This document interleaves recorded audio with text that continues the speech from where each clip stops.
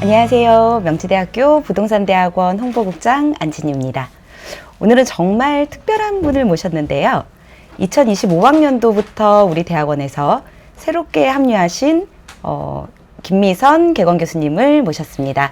현장에서 중개업도 직접 하시면서 박사학위까지 취득하신 정말 대단하신 분입니다. 김미선 교수님, 안녕하세요. 안녕하세요. 네, 반갑습니다. 오늘 이 자리는 그냥 편하게 말씀해 주시는 자리니까요. 저도 좀 편하게 질문을 드리도록 하겠습니다. 우리 교수님께서 담당하시는 상가 임대차 실무 수업이 정말 실용적일 것 같은데요. 어떤 수업인지 소개 좀 부탁드릴게요. 상가 임대차라는 과목은요, 그동안 주택의 정책이나 법제에 대해서 부가적인 주제로만 논의를 했었고, 그다음에 상업용 부동산 관리론에서도 부가적인 주제로만 논의됐던 과목입니다. 그러나 상가라는 물리적인 공간은요, 그 공간을 활용해서 우리나라에서 경제 행위를 하고 있는 자영업자의 비율이 20%나 넘습니다. 그러니까 매우 중요한 연구 분야이기도 하고 국민 경제 생활과 매우 직접적인 중요한 연구 분야라서 저는 제 수업은 상가 임대차 보호법의 법제를 기본으로 해서 이론과 실무를 융합해서 흥미롭고 재미있는 컨텐츠를 제공하고자 하고요. 예를 들자면 상가 공실은 왜 발생했을까? 또 젠트리피케이션은 나쁜 것인가?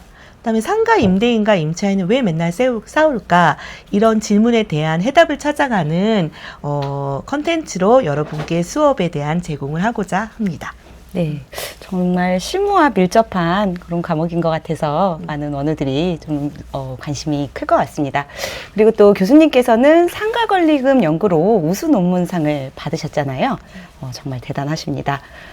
그 일반인들에게는 권리금이 좀 어려운 개념일 수 있는데 왜 이 권리금 분야가 중요한지 좀 설명을 부탁드릴게요. 상가의 임대료는 임대인의 자산 가치라고 볼 수 있고요.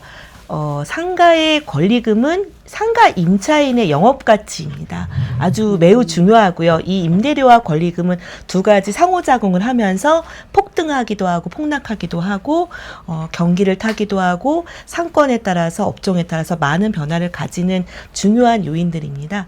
그러니까 제가 상가 권리금에 대한 문제는 굉장히 나라에서도 중요하게 여기고 많은 연구자들이 연구를 했지만 기본적으로 상가의 권리금의 개념과 유형을 분리해서 개념을 정리하고 그 데이터를 분리해서 유형을 분석한 아마도 최초의 연구이기 때문에 저에게 그 연구상을 주신 것 같고요.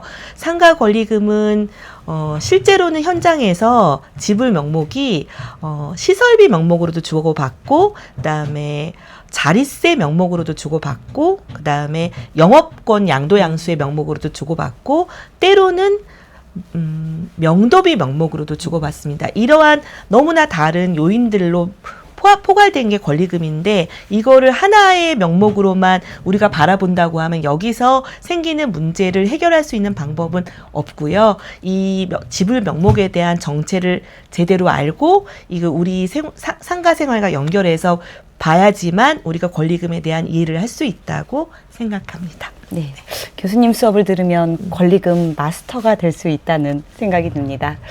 또 그리고 교수님께서는 재개발 재건축 전문가로도 유명하신데요.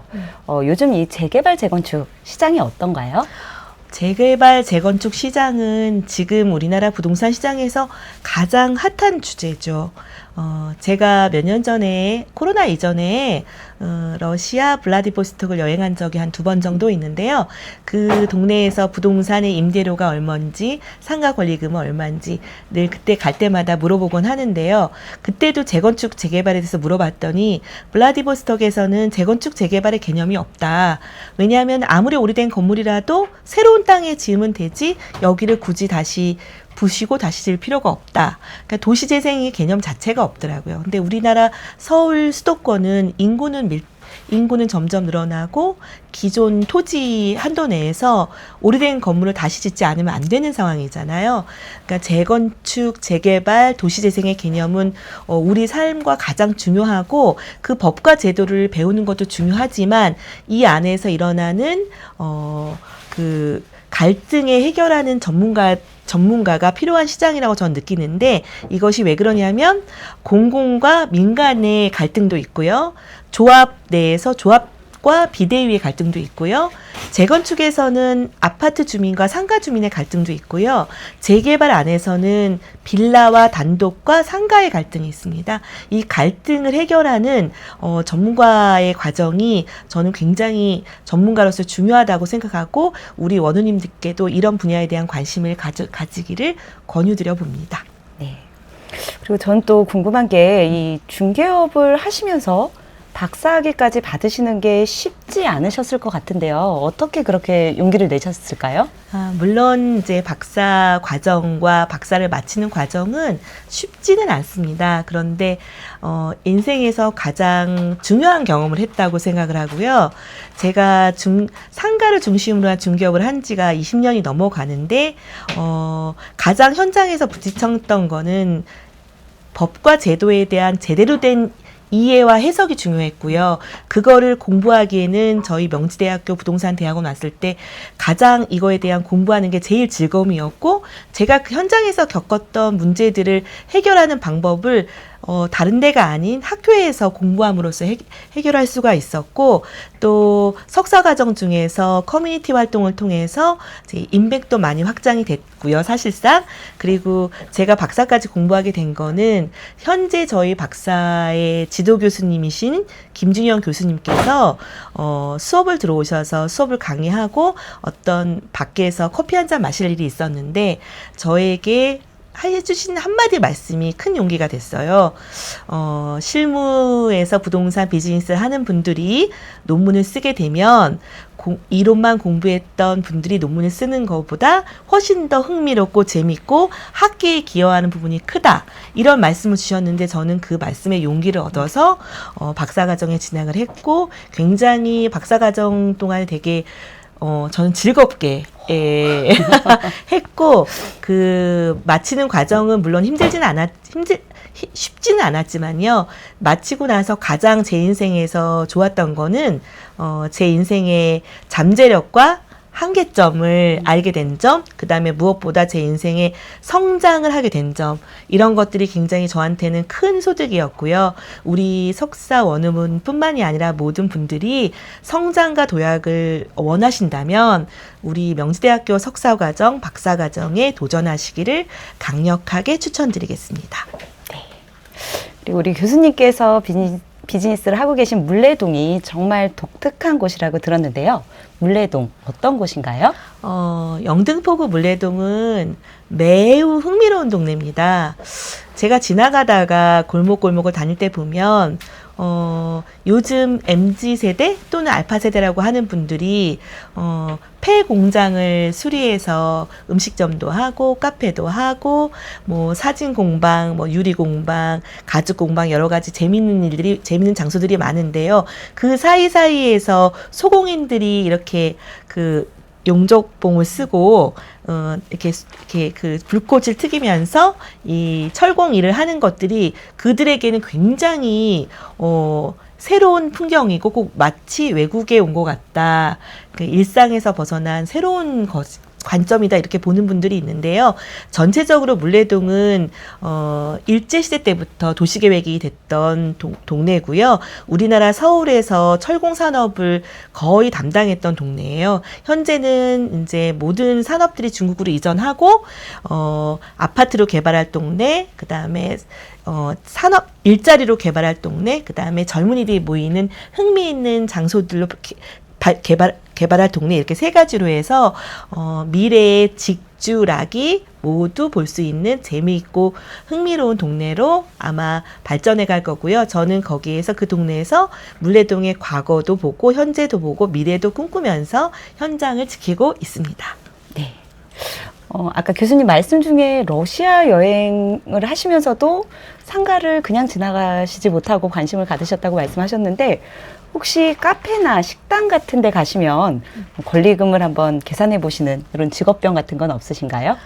습관적으로 저는 이제 가족들과 식구들과 식당을 가도 또는 미용실을 가도 또 병원을 가도 편의점을 가도 휴대폰 수리점을 가도 기본적으로 어떤 공간에 들어가면 그 공간의 면적을 계산하고요. 그다음에 위치를 보고요. 그다음에 임대료가 얼마쯤이었을까? 권리금은 얼마일까? 그다음에 시설 투자비는 얼마일까? 혹은 철거비까지 얼마일까? 이렇게 계산해 보는 습관이 있습니다. 네. 네. 오늘 정말 재미있고 유익한 이야기를 많이 해주셨습니다. 교수님께서 앞으로 명지대 부동산대학원에서 어떤 교육을 해가실지 정말 기대되는데요. 우리 대학원에, 명지대학교 부동산대학원에 관심이 있는 분들께 한 말씀 부탁드립니다. 저희 명지대학교 부동산대학원은 뭐 널리 알려져 있지만 또 모르시는 분들도 있겠죠. 진정한 실무와 이론을 가르칠 수 있는 훌륭한 교수님들이 많이 계시고요. 저는 제 분야에서 가장 우리나라에서 상가 임대차와 권리금을 가장 많이 연구하고 관심 갖는 그런 연구자가 돼서 여러분께 그런 정보를 제공하려고 합니다. 다른 훌륭한 교수님들께 저도 배웠고 여러분들도 그런 기회를 가지시기를 권유드리겠습니다. 네, 오늘 질문에 답변해 주셔서 감사합니다. 마지막으로 저희가 준비한 밸런스 게임이 있는데요. 네. 네, 밸런스 게임 교수님 아시나요? 방송에서 보긴 했는데 해본 적은 없어서요. 제가 이제 두 가지 예제를 드리면 네. 둘 중 더 선호하시는 네. 그거를 선택을 해주시면 됩니다. 네. 길게 생각하시지 말고 네. 3초 이내 3초 이내요? 네. 답변 부탁드릴게요. 첫 번째 질문입니다. 사막에서 뜨거운 라면 먹기, 북극에서 얼음물 마시기. 북극에서 얼음물 마시기. 네. 자, 그러면 두 번째는 모기 한 마리 때문에 네. 잠을 못 잠. 네. 두 번째, 푹 자고 일어났는데 얼굴에 바퀴벌레 3마리 붙어 있음. 1번 모기요. 저는 약간 둔해서 잠잘 때 모기의 장애를 받지 않기 때문에 괜찮습니다. 네. 그럼 마지막 질문입니다. 네. 먼저 다가가지 않으면 손끝도 안 건드리는 애인, 네. 시도 때도 없이 달려드는 애인. 저는 성격상 시도 때도 달려드는 애인이 더 좋습니다. 네, 교수님 바쁘신 중에 오늘 이렇게 시간 내서 재미있고 유익한 내용 말씀해 주셔서 감사합니다. 네, 저도 앞으로 학교에서 감사드립니다. 뵙겠습니다. 네, 수고하셨습니다. 감사합니다. 네.